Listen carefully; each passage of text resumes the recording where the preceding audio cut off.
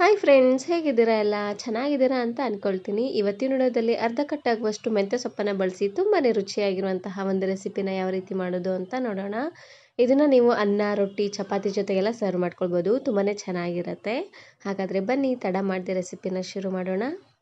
ಇದನ್ನು ಮಾಡಲಿಕ್ಕೆ ಮೊದಲು ನಾನಿಲ್ಲಿ ಒಂದು ಪಾತ್ರೆಗೆ ಸ್ವಲ್ಪ ಎಣ್ಣೆನ ಹಾಕ್ಕೊಳ್ತಾ ಇದ್ದೀನಿ. ಅರ್ಧ ಚಮಚ ಆಗುವಷ್ಟು ಜೀರಿಗೆ ಮತ್ತು ಸಾಸಿವೆನ ಹಾಕ್ಕೊಳ್ತಾ ಇದ್ದೀನಿ. ಹಾಗೆಯೇ ಒಂದು ಎಸಳಾಗುವಷ್ಟು ಕರಿಬೇವು ಸೊಪ್ಪು. ನೋಡಿ, ಕರಿಬೇವು ಸೊಪ್ಪು ಹಾಗೆಯೇ ಜೀರಿಗೆ ಸಾಸಿವೆ ಎಲ್ಲ ಚೆನ್ನಾಗಿ ರೀತಿಯಾಗಿ ಎಣ್ಣೆಲೆ ಫ್ರೈ ಆದಮೇಲೆ ಇವಾಗ ನಾನಿಲ್ಲಿ ಮೀಡಿಯಮ್ ಸೈಜಿನ ಒಂದು ಈರುಳ್ಳಿ ಹಾಗೆಯೇ ಖಾರವಾಗಿರುವಂತಹ ಒಂದು ಹಸಿರು ಮೆಣಸಿನಕಾಯಿನ ಈ ರೀತಿಯಾಗಿ ಉದ್ದವಾಗಿ ಕಟ್ ಮಾಡಿ ಹಾಕ್ಕೊಳ್ತಾ ಇದ್ದೀನಿ.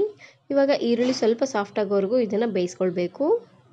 ಈರುಳ್ಳಿನ ಪೂರ್ತಿ ಕೆಂಪದಾಗೆಲ್ಲ ಮಾಡ್ಲಿಕ್ಕೆ ಹೋಗಬೇಡಿ, ಸ್ವಲ್ಪ ಸಾಫ್ಟ್ ಆದರೆ ಸಾಕಾಗುತ್ತೆ. ನಾನು ಮೆಂತ್ಯ ಸೊಪ್ಪನ್ನು ಬಳಸಿ ಇದೇ ರೀತಿ ಬಹಳಷ್ಟು ವೆರೈಟಿ ಆಗಿರುವಂತಹ ರೆಸಿಪೀಸ್ನ ಅಪ್ಲೋಡ್ ಮಾಡಿದ್ದೀನಿ.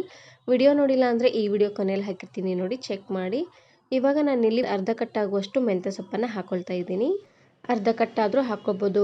ಮೆಂತ್ಯ ಸೊಪ್ಪು ಸ್ವಲ್ಪ ಜಾಸ್ತಿ ಇದ್ದರೆ ಒಂದು ಕಟ್ಟಾದರೂ ನೀವು ಇಲ್ಲೇ ಹಾಕ್ಕೊಳ್ಬೋದು. ಮೆಂತ್ಯ ಸೊಪ್ಪು ಜಾಸ್ತಿ ಇದ್ದಷ್ಟು ರುಚಿ ಚೆನ್ನಾಗಿ ಬರುತ್ತೆ. ನೋಡಿ, ಮೆಂತ್ಯ ಸೊಪ್ಪನ್ನು ಈ ರೀತಿಯಾಗಿ ಸ್ವಲ್ಪ ಎಣ್ಣೆಲೇ ಇದನ್ನು ಸಾಫ್ಟಾಗಿ ಮಾಡ್ಕೊಳ್ಬೇಕು. ಮೆಂತ್ಯ ಸೊಪ್ಪು ಈ ರೀತಿಯಾಗಿ ಸಾಫ್ಟ್ ಆದಮೇಲೆ ಇವಾಗ ನಾನಿಲ್ಲಿ 2 ಚಮಚ ಆಗುವಷ್ಟು ಅಚ್ಚ ಖಾರದ ಪುಡಿನ ಹಾಕ್ಕೊಳ್ತಾ ಇದ್ದೀನಿ. ನಿಮ್ಗೆ ಖಾರಕ್ಕೆ ಎಷ್ಟು ಖಾರ ಬೇಕೋ ಅಷ್ಟು ಖಾರ ನೀವು ಇಲ್ಲಿ ಹಾಕ್ಕೊಳ್ಬೋದು.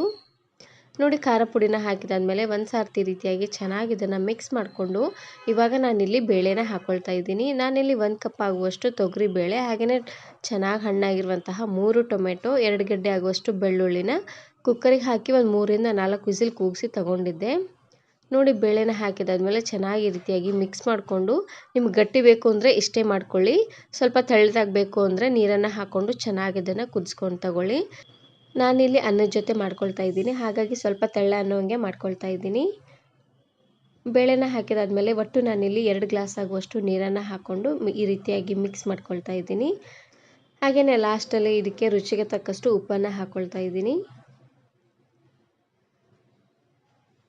ಹಾಗೆಯೇ 1 ಚಮಚ ಆಗುವಷ್ಟು ಸಾಂಬಾರು ಪುಡಿ ಮಸಾಲ. ಲಾಸ್ಟಲ್ಲಿ ಸಣ್ಣ ಕಟ್ ಮಾಡಿರುವಂತಹ ಕೊತ್ತಂಬರಿ ಸೊಪ್ಪನ್ನು ಹಾಕ್ಕೊಳ್ತಾ ಇದ್ದೀನಿ. ಇದ್ರ ಜೊತೆಗೆ ಹುಳ್ಚಿಕಾಯಿ ಸೊಪ್ಪು ಹಾಗೆಯೇ ಪಾಲಕ್ ಸೊಪ್ಪು ಇದ್ದರೆ ಅದನ್ನು ಸಹ ನೀವು ಇಲ್ಲಿ ಚೆನ್ನಾಗಿ ಎಣ್ಣೆಯಲ್ಲಿ ಫ್ರೈ ಮಾಡಿಕೊಂಡು ಹಾಕ್ಕೊಳ್ಬೋದು, ಚೆನ್ನಾಗಿರುತ್ತೆ. ನೋಡಿ, ಲಾಸ್ಟಲ್ಲಿ ಸ್ವಲ್ಪ ಕೊತ್ತಂಬರಿ ಸೊಪ್ಪನ್ನು ಹಾಕ್ಕೊಂಡು ಚೆನ್ನಾಗಿ ರೀತಿಯಾಗಿ ಮಿಕ್ಸ್ ಮಾಡಿಕೊಂಡು ಮೇಲ್ಗಡೆ ಮುಚ್ಚಳನ ಅರ್ಧಕ್ಕೆ ಮುಚ್ಚಿ ಬೇಯಿಸ್ಕೊಳ್ತಾ ಇದ್ದೀನಿ. ಈ ರೀತಿಯಾಗಿ ಮಾಡೋದ್ರಿಂದ ಸಾಂಬಾರು ಉಕ್ಕಿ ಚೆಲ್ಲೋದಿಲ್ಲ.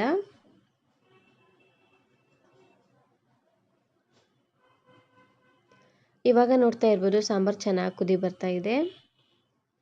ನೋಡ್ತಾ ಇದ್ರಲ್ವಾ, ಸಾಂಬಾರನ್ನು ಆದಷ್ಟು ಉರಿನ ಪೂರ್ತಿಯಾಗಿ ಲೋ ಫ್ಲೇಮ್ನಲ್ಲೇ ಇಟ್ಟು ಚೆನ್ನಾಗಿ ಘಮ ಬರೋವರೆಗೂ ಇದನ್ನು ಬೇಯಿಸ್ಕೊಳ್ಬೇಕು.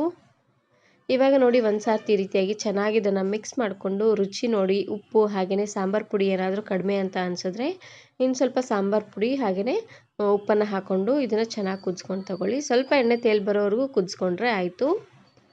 ಇವಾಗ ನೋಡ್ತಾ ಇರ್ಬೋದು, ಚೆನ್ನಾಗಿ ಎಣ್ಣೆ ತೇಲ್ ಬರ್ತಾ ಇದೆ ಅಲ್ವಾ. ಈ ರೀತಿಯಾಗಿ ಚೆನ್ನಾಗಿ ಇದನ್ನು ಕುದಿಸ್ಕೊಂಡಾದ್ಮೇಲೆ ಗ್ಯಾಸನ್ನು ಆಫ್ ಮಾಡ್ಕೊಂಬಿಡಿ. ಒಂದು ಸಾರ್ತಿ ರೀತಿಯಾಗಿ ಮೆಂತ್ಯ ಸೊಪ್ಪನ್ನು ಹಾಕಿ ಸಾಂಬಾರನ್ನು ಮಾಡ್ಕೊಳ್ಳಿ. ತುಂಬಾ ರುಚಿಯಾಗಿರುತ್ತೆ ಅಂತಲೇ ಹೇಳ್ಬೋದು, ಮುದ್ದೆ ಜೊತೆಗೆ, ಅನ್ನದ ಜೊತೆಗೆಲ್ಲ. ಹಾಗೆಯೇ ಸ್ವಲ್ಪ ಗಟ್ಟಿಯಾಗಬೇಕು ಅನ್ನೋ ಹಾಗಿದ್ರೆ ಗಟ್ಟಿನ ಆದರೂ ನೀವು ಇಲ್ಲಿ ಮಾಡ್ಕೊಳ್ಬೋದು. ಈ ವಿಡಿಯೋ ಇಷ್ಟ ಆದರೆ ಈಗಲೇ ಒಂದು ಲೈಕ್ ಬಟನನ್ನು ಕ್ಲಿಕ್ ಮಾಡಿ, ಫ್ರೆಂಡ್ಸ್ ಆ್ಯಂಡ್ ಫ್ಯಾಮಿಲಿ ಜೊತೆಗೆ ಶೇರ್ ಮಾಡಿ. Thanks for watching.